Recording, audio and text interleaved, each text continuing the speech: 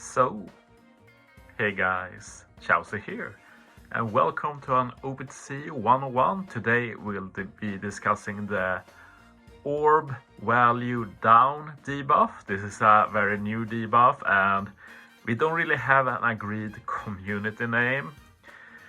On the database, it's called Orb Multiplier Overdrive, or written, something like that.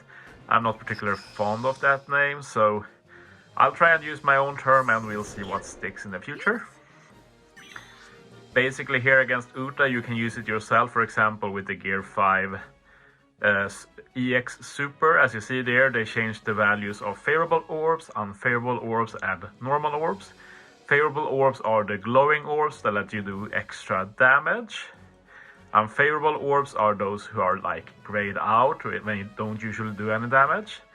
And normal are those that are not glowing and are not like grayed out, so you do neutral damage.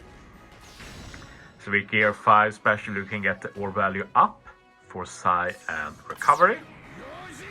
Now let's try and stack orb value up with beneficial orbs. So Jinbei here makes strength, dex and int. Beneficial for 3 turns. Usually orb changes don't stack with each other, but as I learned during this content, these two actually does. So you see here we got the beneficial orbs from Jinbei and the orb value up from Luffy, and it's for tandem and recovery. Usually 2 times favorable damage, now it's 2.5 times. Not the strongest buff, like Gear 5 was 3 times, but this debuff lasts for 2 turns, which means you can block debuffs from the enemy. So one issue Manny has had with the current Blitz here against Luffy and Uta is that sometime against Oven they don't do any damage. So I was thinking I'd explain why here and what you can do to avoid it in the future, both for this event and for future events. So let's get going to where we meet Oven. We're going to play through this regularly. This is a legit team I made. I have swapped up Robin for Jinbei, but I was using Jinbei on some early testing teams, and I'm going to show why I tested him in a bit. So yeah, the strat most people use for Brûlé is to take a hit to remove the stun, so I'm going to do that in this run too. We're going to play it like a legit team.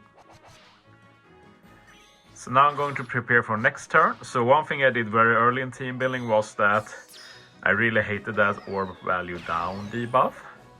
So I decided to use Jinbei to try and block it, because as said, this is how we usually block it. I also set up the Luffy just to show you that one turn orb value up buffs are not enough to block the orb value down debuff, but I had some hope in the beginning that maybe beneficial orbs could block it. But yeah, it turns out that the orb value down debuff is indeed just another type of buff. So as you see, Oven has applied it to my team next to the beneficial orb debuff. And as you see, Oven makes strength, dex, quick, int, psi and 1 orbs.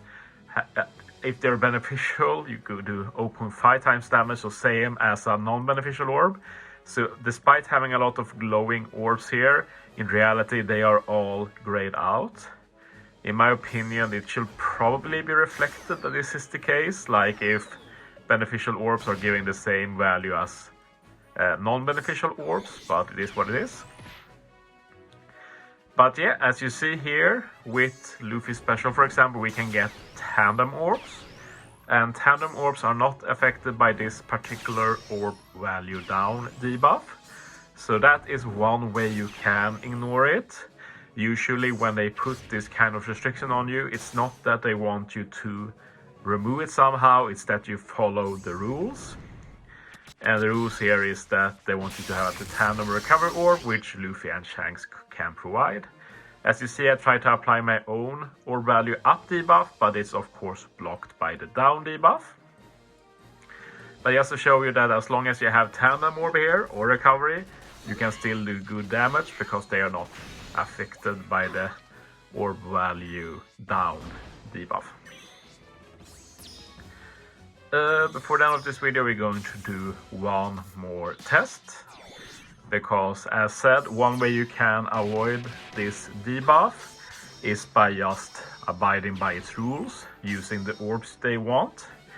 But with these kind of buffs, you can usually just block them from happening. Like there are a lot of cases like this. I changed to a legit team now, by the way, with Robin. Like for example, if you get a low attack boost, maybe you saw the Hurricane Avengers team I uploaded yesterday, where I used the free-to-play Straw Hat Luffy to get a 2-turn attack boost, and this let me block the low attack boost on the final stage. And common strat against negative orb debuff is that you do some kind of beneficial orb buff, like I tried with Jinbei to block it. So basically it should be the same with this orb value down debuff, that if you apply some orb value up buff in the stage before it, then you can let it carry over to the next stage and block this buff. The last run I used Gear 5 Luffy's EX Super to get his orb value up buff, but it was just one turn buffs disappear after you leave the current stage.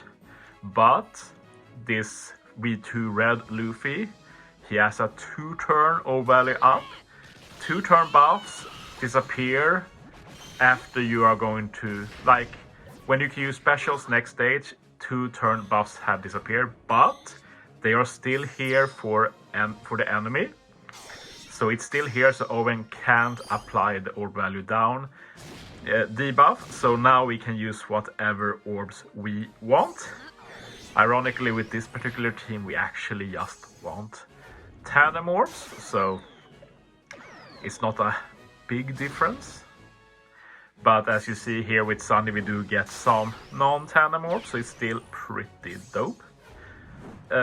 This team is pretty good, by the way. If you're still looking for an easy team, then this is a good shout. But yeah, with this, we block the debuff, we don't have to care about it. The negative thing with this is that you have to actively remember sometimes to use it. And not forget about it. I've been pretty good at forgetting to use this super class stage 3. Another weakness is that right now you only have 3 units in the game who has a orb value up buff that is longer than 1 turn. It's this Luffy, it's Corazon and Law Legend, and it's the V3 Princesses Legend, that is Shirahoshi, Manchuri, Vivi, Rebecca. They also have it. So that's very niche and usually won't be able to fit that. So in reality, this is just another way for Bandai to really tailor how we approach certain content. And it's probably not my favorite debuff they've added, but in a game like One Piece Treasure Cruise, is all about adapting, following the rules. And the first step is to understand it. So my hope is that after watching this video, you have a better idea about what the orb value up and down is all about. Thanks for watching, guys. See you next time.